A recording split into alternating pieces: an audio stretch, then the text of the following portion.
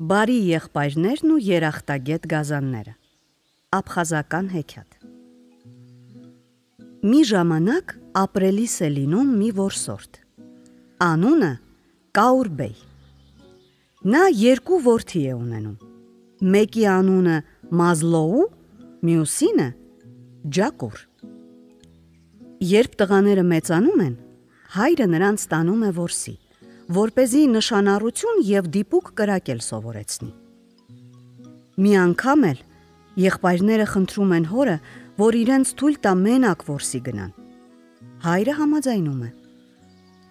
Եղբայրները կիրճով անցնելիս նկատում են երկու նապաստակ։ Ուզում են նրանց վրա կրակել, բայց նապաստակները սկսում են աղերսել. «Մեզ մի սպանեք, մենք մեր ամբողջ կյանքում կծառայենք ձեզ»։ Նրանք նապաստակներին ձեռք չեն տալիս, գնում են առաջ, իսկ նապաստակները վազում են նրանց ետևից։ Դրանից հետո ճանապարհին նրանք հանդիպում են երկու աղվեսի և ուզում են կրակել, բայց աղվեսները նույնպես խնդրում են, որ խնայեն իրենց և խոստանում են, որ ամբողջ կյանքում կծառայեն։ Եղբայրներն աղվեսներին էլ են խղճում և բոլորը միասին առաջ են շարժվում։ Շուտով եղբայրները տեսնում են երկու արջը, որոնք նստել էին հաճարենու տակ։ Որսորդները նշան են բռնում և ուզում են կրակել, բայց արջերը աղաչում են, որ իրենց կենդանի թողնեն և երդվում են դառնալ նրանց հավատարիմ ծառաները։ Որսորդ եղբայրները գազանների ուղեկցությամբ հասնում են ճանապարհի խաչմերուկին։ Այստեղ նրանք որոշում են գնալ տարբեր ուղղություններով։ Մազլոուն իր դանակը խրում է ճանապարհի եզրին աճած բոխու ծառի բնի մեջ։ Այդ դանակը հրաշալի հատկություն ուներ։ Եթե եղբայրներից որևէ մեկին դժբախտություն էր պատահում, նա ժանգոտվում էր։ Այնպես որ եղբայրներից ով շուտ վերադառնար ծառի մոտ, կարող էր իմանալ մյուս եղբոր վիճակի մասին։ Եղբայրներից ամեն մեկը իր հետ վերցնելով մեկական նապաստակ, աղվես և արջ, մեկնում են տարբեր ուղղություններով։ Երկար թափառելուց հետո Ջակուրը ընկնում է ինչ-որ խուլ և ամայի տեղ։ Այստեղ լեռան տակ կանգնած էր մի խարխուլ տնակ։ Տնակի դռան մոտ նա նկատում է մի նիրհող պառավ, իսկ քիչ հեռու մի խորդանոց՝ լի մարդկային ոսկորների մի ամբողջ կույտով։ Ջակուրը գլխի է ընկնում, որ դա մարդակերի բնակավայրն է։ Նա խառնվելով իր գազաններին, թաքուն ու հաջողությամբ անցնում է այդ վտանգավոր տեղից։ Շատ է գնում թե քիչ, ճանապարհին հանդիպում է մի փոսի, որը կիսով չափ լցված է լինում սպիտակ քարերով։ Փոսի մոտ կանգնած էր գավազանի վրա հենված մի պառավ։ Ջակուրը մոտենում է նրան և հարցնում. «Ո՞ւմ ես սպասում, տատի»։ «Քեզ», պատասխանում է պառավը։ Նա իր գավազանով հարվածում է Ջակուրին ու նրա գազաններին, և նրանք բոլորը նույն ակնթարթում դառնում են սպիտակ քարեր։ Նույն պահին կրտսեր եղբայրը Մազլոուն, որը նույնպես երկար ճանապարհ էր անցել, հասնում է մի գյուղի։ Նա նկատում է, որ այդ գյուղի բնակիչները սգի մեջ են։ Մազլոուն նկատում է նաև, որ իրեն հանդիպողները կամ ծեր են, կամ մեծահասակ։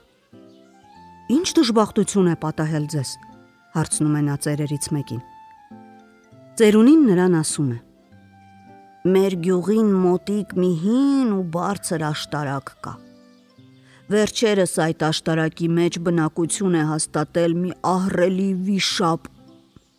Ոչ ոք չի համարձակվում նրան սպանել։ Մեր իշխանը ծեր է և տկար, իսկ տղամարդիկ ու պատանիները գնացել են հեռավոր արշավանքի։ Թույլերն ու ծերերը մնացել են անպաշտպան։ Վիշապը սպառնում է այրել ամբողջ գյուղը, եթե նրան 3 օրը մեկ մի աղջիկ չտան ուտելու։ Բնակիչները վիճակ են գցում, և որ դժբախտ աղջկան, որ ընկնում է վիճակը, նրան էլ տանում են այդ աշտարակը։ Այժմ վիճակն ընկել է իշխանի մինուճար աղջկան»։ Մազլոուն առանց երկար մտածելու գնում է դեպի աշտարակը և համարձակ մտնում է ներս։ Բայց վիշապը այնտեղ չէր,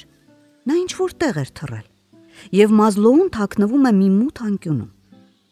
Իր հետ տարած գազաններին նա հրամայում է սպասել աշտարակի մոտ և շտապելով ներս գալ, երբ ինքը նրանց կկանչի։ Երեկոյան գյուղի բնակիչները արտասվելով աշտարակի մոտ են բերում իշխանի աղջկան և արտասվելով էլ ետ են գնում։ Հայտնվում է վիշապը։ Նա երախը բաց է անում և այն է պատրաստվում է կուլ տալ աղջկան,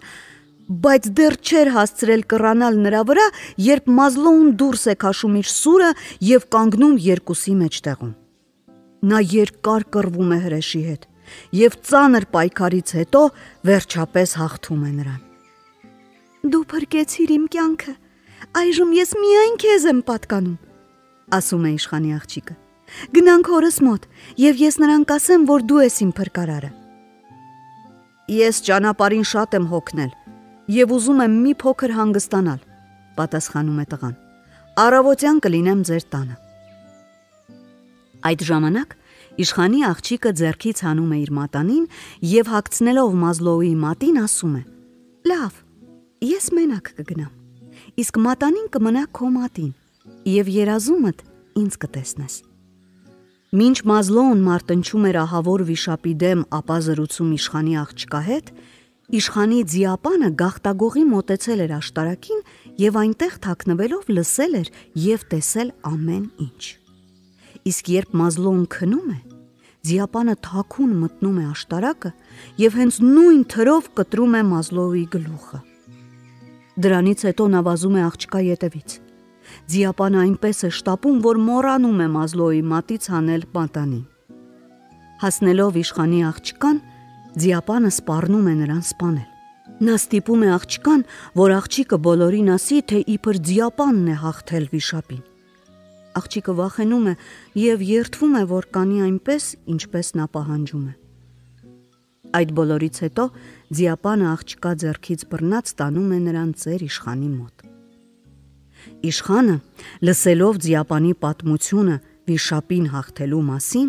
ուրախությունից խոստանում է ձիապանին, որ վաղն իսկ նրան կհայտարարի իր աղջկա փեսացուն։ Մինչ այս նապաստակը, աղվեսն ու արջը իրենց ընկերոջ ձայնը չեն լսում և սկսում են անհանգստանալ։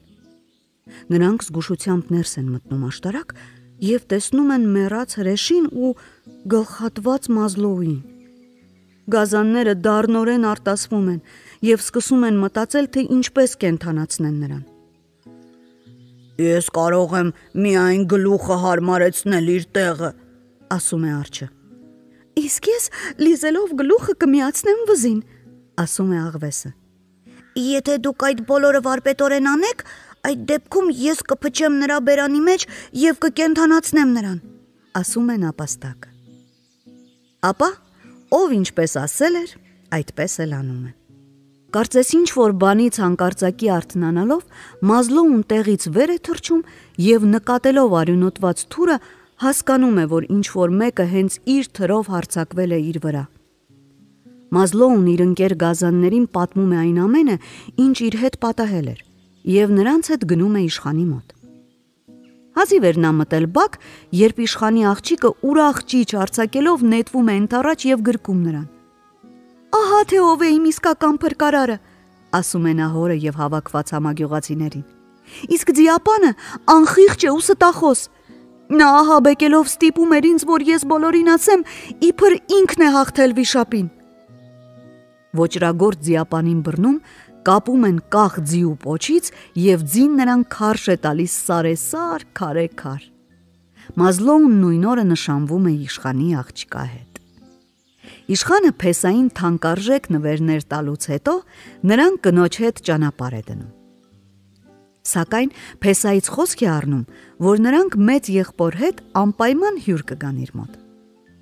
Մազլոուն հրաժեշտ է տալիս իշխանին և իր ջահել կնոջ հետ ճանապարհ է ընկնում հարևան գյուղը։ Գնում են մինչև այն խաչմերուկը, որտեղից նա բաժանվել էր եղբորից։ Մազլոուն մոտենում է բոխի ծառին, որպեսզի տեսնի իր դանակը, և տեսնում է դանակը կիսով չափ ժանգոտել է։ Նա հասկանում է, որ մեծ եղբորը Ջակուրին ինչ-որ դժբախտություն է պատահել։ Մազլոն կնոջն ու ուղեկիցներին թողնում է մոտակա գյուղում, իսկ ինքը նապաստակի, աղվեսի եւ արջի հետ գնում է նույն ճանապարհով, որով եղբայրն էր գնացել։ Մի ամայի անմարդաբնակ վայրում լեռան տակ նա մի տնակ է նկատում։ Շեմքին տան դռանը հենված խորը քնած էր մի պառավ։ Մազլոն թաքուն մոտենում է եւ համբուրում պառավին։ Պառավն իսկույն արթնանում է եւ ասում. Բախտդ բերեց, որ այդպես ճարպիկ ես, քանի որ ինձ համբուրեցիր, դու դարձար իմ որդին։ Այժմ ոչ ես, ոչ էլ իմ մարդակեր ամուսինը քեզ ձեռք չենք տա։ Ասա, ինչու ես եկել եւ ուր ես գնում։ Մազլոն պառավին պատմում է ամեն ինչ եւ խնդրում է, որ օգնի իրեն գտնել եղբորը։ Մարդակերի կինը մտածում է ու ասում. Վերջերս էստեղից անցան մի նապաստակ, աղվես ու արջ։ Գուցե նրանց հետ էր եւ քո եղբայրը։ Ես այդքան էլ լավ չնայեցի։ Այստեղից քիչ հեռու լեռան տակ ապրում է իմ քույրը։ Նա ծեր է, մարդատյաց ու չար։ Երբ նրան որևէ տղամարդ է հանդիպում, նրան քար է դարձնում։ Գուցե եղբայրդ էլ նրան է հանդիպել։ Զգուշացիր նրա գավազանից։ Քույրս մարդկանց ու գազաններին քար է դարձնում իր գավազանի սուր ծայրը նրանց դիպցնելով։